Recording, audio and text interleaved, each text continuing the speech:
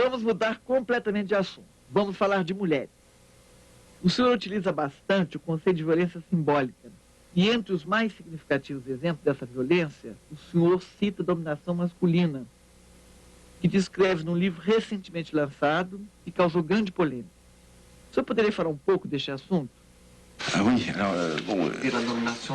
Oui, la domination. En fait, il y a le problème de la sexualité, le problème de la domination. Bon, ce que j'ai voulu faire, c'est donner enfin, une cohérence théorique peut-être à des observations qui ont été faites souvent par des ethnologues, des sociologues, des économistes, etc., qui montrent que bon, les femmes occupent une position dominée. Par exemple, c'est un très beau travail que j'ai cité. C'est pas du tout ce que feraient les féministes françaises, qui malheureusement font plutôt de la théorie et pas toujours bonne que des travaux empiriques fondés. C'est une sociologue américaine qui a étudié l'usage différentiel du téléphone chez les hommes et chez les femmes. Bon, voilà. Et alors elle montre que c'est des femmes qui utilisent beaucoup le téléphone, beaucoup plus que les hommes. Et on leur dit évidemment que les femmes sont bavardes, qu'elles passent leur temps au téléphone, qu'elles ne font que ça, etc.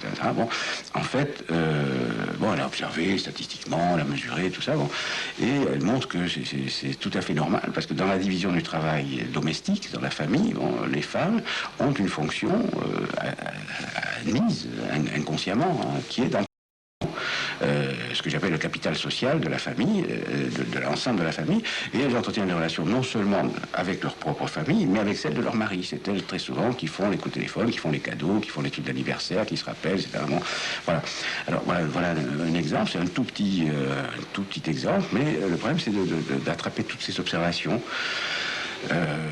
L'observation du comportement entre un gynécologue et une femme, des tas d'observations très belles. Il y a d'ailleurs de très beaux travaux qui ont été faits souvent autant par des hommes que par des femmes, des très beaux travaux. Et moi, j'ai voulu essayer de montrer qu'il y avait une cohérence entre ces choses-là. Alors, le principe de la cohérence, c'est que c'est une domination d'un type très très particulier qui ne repose pas, quoi qu'on en dise, sur la violence physique. Bien sûr, il y a des femmes battues, je connais les statistiques, etc. Bien sûr, elle ne repose pas seulement sur la violence économique, c'est-à-dire sur le fait que les femmes travaillant moins, sont moins libres de quitter le foyer, etc. etc. Bon, elle repose sur ce que j'appelle la violence symbolique, c'est-à-dire cette violence qui résulte du fait que les gens ont dans la tête des principes de perception, des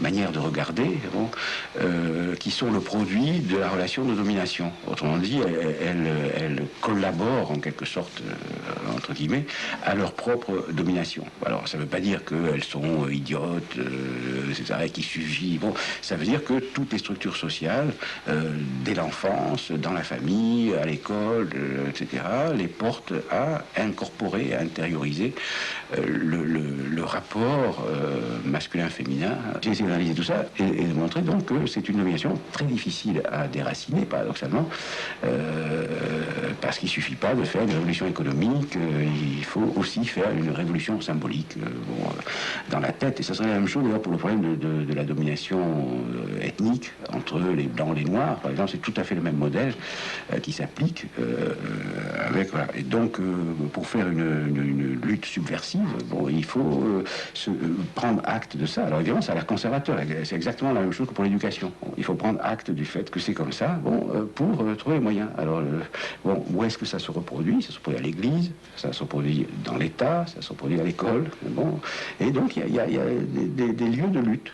Je dis toujours, il y a une main droite de l'État et une main gauche de l'État. La main droite de l'État, c'est les finances, le budget, voilà, tout ce qui est régalien, tout ce qui est masculin. Bon, hein. Et puis, il y a le féminin. Alors, c'est quoi? C'est les hôpitaux, c'est les crèches, c'est l'école, voilà, bon, c'est le social. Bon. Et évidemment, dans la hiérarchie des ministères, bon, le masculin domine le féminin, comme partout. Hein. Le ministère des Finances domine le ministère des Affaires sociales. A Assembleia Nacional Francesa acaba de adotar o Pax. O senhor acha que isso significa avanço em termos sociais? Que efeitos, na sua opinião, isso pode ter sobre a sexualidade?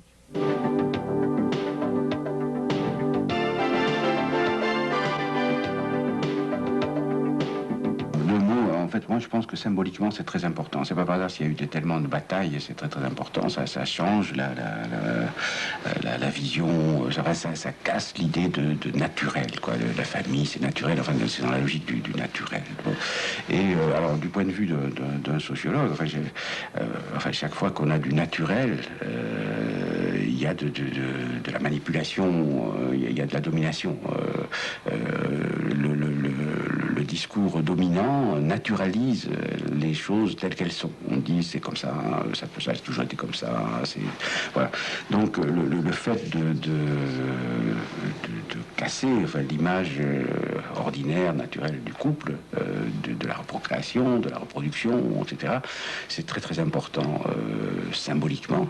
Apesar de ter recebido inúmeros convites, o senhor nunca visitou o Brasil, mas quase toda a sua equipe esteve entre nós. Sauf moi. Oui, je sais, j'ai honte. O convite permanece, mas até o momento, qual a sua visão do Brasil e dos intelectuais brasileiros? Ah, c'est très difficile de répondre à ça. C'est très très difficile parce que bon, je peux pas donner une image globale, je ne peux pas. Alors tout ce que je peux dire, c'est que dans le combat, je pense, qui s'engage en ce moment et qu'il faut mener. Le Brésil fait partie des pays sur lesquels je compte. Voilà, je pense que c'est bizarre de parler en ces termes, mais je crois qu'on est engagé actuellement dans un combat pour la défense d'une civilisation, etc.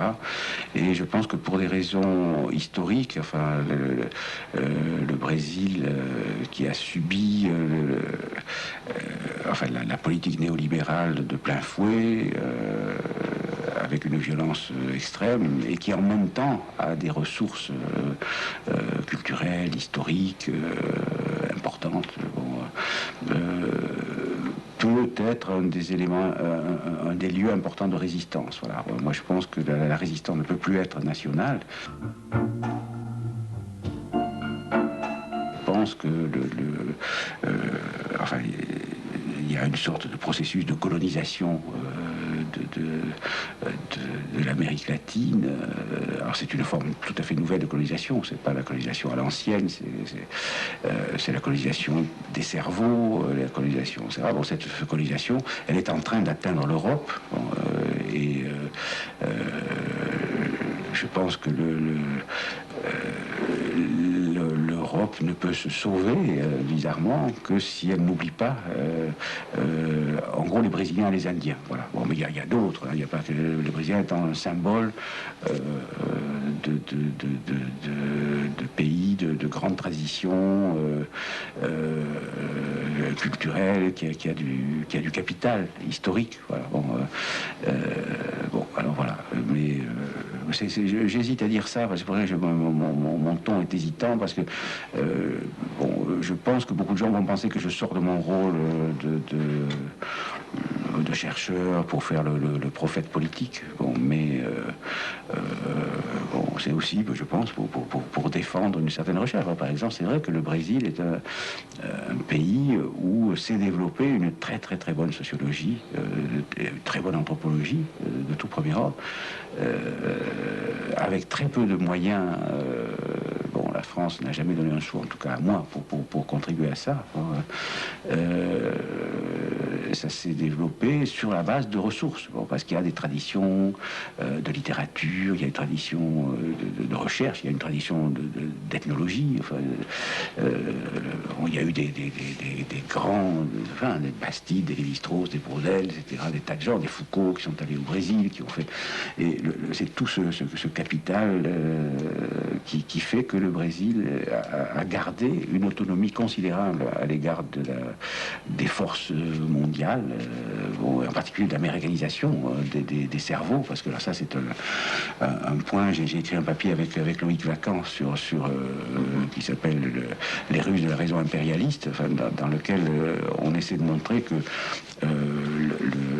enfin, la vision du monde dominante, c'est une forme de violence symbolique, enfin, s'impose à travers l'imposition de problématiques et de catégories de pensée. Par exemple, il y a un passage qui a été écrit par Loïc Lacan sur la manière dont la vision de la division ethnique ou raciale américaine tente à s'imposer par la médiation de la recherche, de catégories de pensée, etc., à l'ensemble des pays sud-américains et en particulier au Brésil.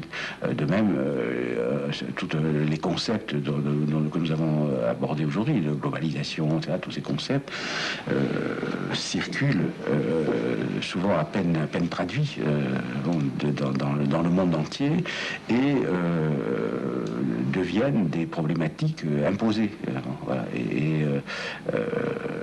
parce qu'ils ont l'air universels, alors qu'ils universalisent des particularités américaines. Bon, par exemple, la dichotomie noir-blanc, enfin, qui a une forme historique tout à fait particulière aux États-Unis, puisqu'avec une seule goutte de sang noir, on est noir. Bon, cette dichotomie noir-blanc, qui est historique, qui correspond à une société qui a eu l'esclavage, etc. Bon, hein, elle tend à s'universaliser et ça devient la manière universelle de poser le problème. Bon, et alors nous faisons la liste d'un certain nombre de questions. Il y a communautarien, individualisme, etc. Il y a toute une série il y a holisme, individualisme, enfin il y a toute une série de couples, d'oppositions comme ça, qui correspondent à des particularités de la société américaine et qui sont devenues universelles, et qui font des effets, des ravages sur le terrain scientifique. Sur le terrain scientifique, ça engendre des foules de faux problèmes, y compris évidemment aux États-Unis, puisque les Américains tendent à voir comme universelles des catégories de pensée qui sont le produit des structures sociales particulières de leur pays. Donc il faudrait historiciser ces catégories nationales pour en libérer les Américains et en libérer tous ceux à qui les Américains les imposent. Voilà, voilà. Et ça, c'est aussi un boulot qu'il faut faire. Alors ça nous incombe. Malheureusement, c'est un peu toujours les mêmes qui font ce genre de boulot. Là, on revoit d'ailleurs l'intérêt. C'est un bel exemple, ça, de politisation théorique. Qu'il faut beaucoup de théories. Il faut avoir la théorie des catégories, la théorie. Bon, il faut avoir lu Kant. Il faut avoir tout un capital théorique. Je crois, enfin, assez sophistiqué. Bon, et en même temps une pulsion. Voilà. Alors donc, je pense que le Brésil, c'est pas une concession particulière comment dire, au fait que vous êtes brésilien et que je parle pour un public brésilien. Je pense qu'il y a un rôle, leader théoriquement, leader de résistance. Enfin, bon, qui peut... Alors cela dit, il faudrait que évidemment les intellectuels se réveillent, et là ils peuvent trouver disons une ancienne dépendance à l'égard de l'Europe et à l'égard de la France peut devenir un instrument de libération. Il y a encore des gens qui étant formés dans la culture française, etc., et ayant sans doute quelques illusions sur la culture française, peuvent être très, très utiles pour résister à cette autre forme d'impérialisme de l'universel qui vient à travers les sciences sociales. Alors ça, c'est important, parce que à travers les sciences économiques et sociales.